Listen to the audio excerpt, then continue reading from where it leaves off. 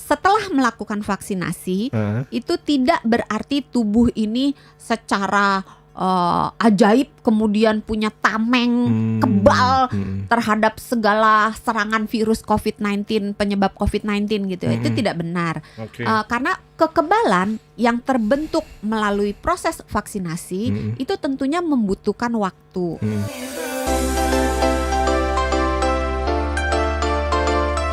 Benar gak sih dok? Ini banyak hoax alias berita yang belum diyakini kebenarannya seputar vaksin COVID-19. Di antaranya, benarkah vaksin COVID-19 ini bisa memperbesar alat kelamin? Nah itu juga katanya bisa sampai berapa inci gitu ya. Kalau disuntik 2 kali panjang banget jadinya. Betul. Itu tidak benar ya. Itu sebenarnya joke aja yang dibuat. Memang ada format seperti bentuknya seperti laporan-laporan medis pada umumnya gitu. Tapi kalau kita perhatikan tuh tulisannya beda gitu karena ada kata-kata yang nggak seharusnya ada gitu. Jadi itu jokes aja sih. Nanti jangan-jangan nggak cukup 2 kali disuntik kalau ya divaksin. Nambah terus gitu ya.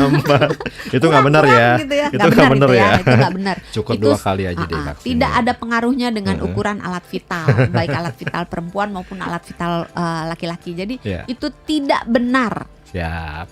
Termasuk yang kedua dokter, ini juga lagi ramai dibicarakan. Habis divaksin kita bebas melakukan kegiatan apa aja termasuk berkerumun. Nah ini jadi viral nih sampai pemberitaan ke luar negeri karena ada salah satu selebriti terkenal di seluruh Indonesia ini yang setelah divaksin kemudian menghadiri sebuah acara dan mungkin melupakan sejenak protokol kesehatannya. Tapi sudah diklarifikasi dan sudah minta maaf. Mudah-mudahan hal ini tidak terjadi lagi karena di negara kita tercinta ini orang-orang yang punya follower yang banyak gitu ya. Itu adalah orang-orang yang mampu mempengaruhi followernya untuk melakukan sesuatu atau tidak melakukan sesuatu. Jadi mungkin alangkah sangat bijaksananya apabila mereka yang punya followernya udah jutaan banyak banget gitu ya. Mungkin lebih berhati-hati dalam berkata-kata atau dalam bersikap karena apapun yang mereka lakukan dan tidak mereka lakukan itu menjadi suri tauladan bagi followernya yang apalagi yang follower yang kan ada yang ngefansnya parah banget gitu ya sampai garis keras gitu. Nah yang seperti itu mungkin perlu menjadi perhatian luar biasa, harus sangat diperhatikan. Betul. Gitu. Jadi role model tuh nggak gampang loh. Jadi sorotan publik. Iya kan? Bukan hanya sorotan publik yang demen, yang nggak demen juga nyorot. Gitu. Ada hatersnya. Iya. Jadi setelah melakukan vaksinasi itu tidak berarti tubuh ini secara ajaib kemudian punya tameng kebal terhadap segala serangan virus COVID-19 penyebab COVID-19 gitu ya. Itu tidak benar. Karena kekebalan yang terbentuk melalui proses vaksinasi itu tentunya membutuhkan waktu. Jadi kalau yang digunakan vaksin 2 vaksin awal yang sekarang ini beredar itu disuntik selama 2 kali dengan jarak suntikan pertama dan suntikan kedua itu 2 minggu. Nah, ketika disuntik pertama kali itu membutuhkan waktu sekitar 10 hari lebih, 10 sampai 12 hari untuk membentuk tentara si kekebalan tubuh ini untuk melawan si virus penyebab COVID-19 mulai terbentuk kira-kira 50-an persen, 50 sampai 60%. Nah, kemudian setelah berjalan waktu tiba suntikan kedua, disuntik yang kedua, setelah suntikan kedua 2 minggu kemudian baru kekebalannya bisa mencapai maksimal. Nah, maksimalnya berapa tergantung respons tubuhnya, tergantung gaya hidup yang dianut oleh si penerima vaksin, tergantung umur, tergantung keadaan tubuhnya, macam-macam hal yang membuat berapa persen kekebalan tubuh yang dihasilkan oleh orang tersebut setelah divaksin. Dan jangan lupa vaksin yang beredar untuk COVID-19 ini efikasinya berbeda-beda. Ada yang 65%, ada yang 94%, ada yang 95%, ada yang 70% gitu. Itu artinya apa sih, Dok?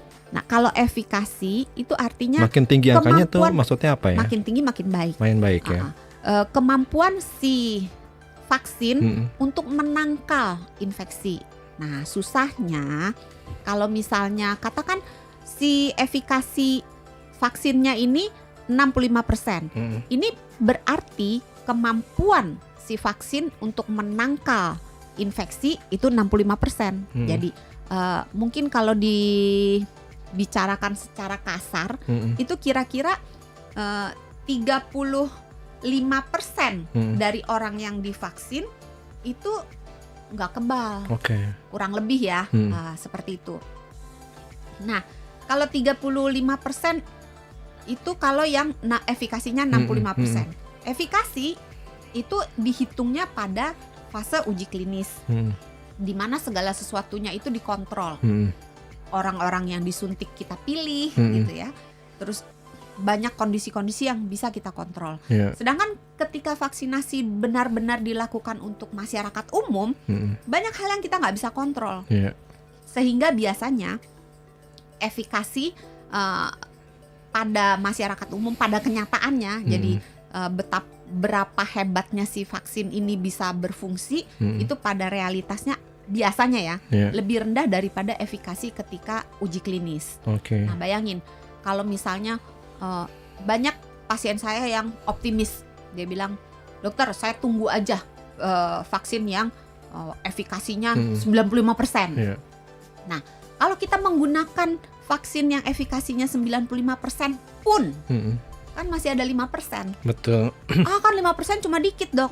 Dikit kalau jumlah orangnya cuma 100, 5 orang. Tapi kalau jumlah orangnya 100 juta, berarti itu 5 juta. Betul. Jadi kalau kita vaksin 100 juta orang, ada 5 juta yang nggak merespon, nggak ada kekebalan tubuh.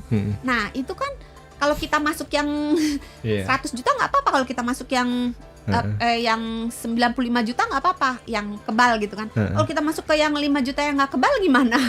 Kita lepas masker, terus kebetulan ada virus yang bandel nemplok gitu, ya kenalah kita. Orang kan banyak beredar tuh, orang asma nggak boleh divaksin. Gitu. Sebenarnya bukan orang asma nggak boleh divaksin, orang asma boleh divaksin, tapi asmanya harus terkontrol. Jadi ketika dia divaksin, jangan lagi ngap-ngapan lagi bunyi ngik-ngik terus divaksin, ya nggak boleh. Gitu.